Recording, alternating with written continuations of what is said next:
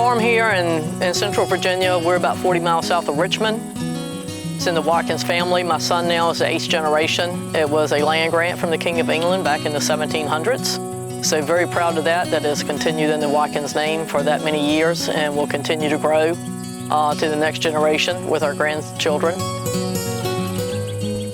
We have soybeans behind me. We also have corn off in the distance. And right now we've been very blessed with good rainfall throughout the year, and we're looking at good crops. Things to think about as far as proposals. I was approached to be on the Virginia State Soybean Board, and I did that for several years, and it's been the best move I've ever made.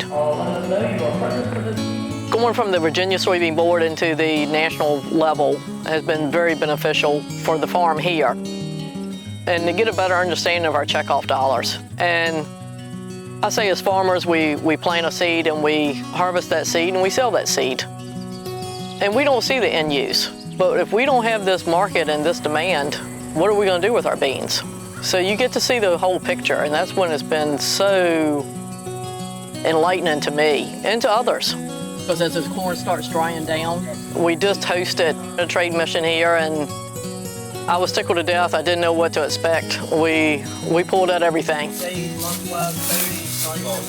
Here in Virginia is one of the best areas to have it in with our cover crops, our no-till, and our best management practices we have on our farm. And they got to see some of our no-till equipment, some of our spreaders, our sprayers, and it was really good. We had good questions and good conversation.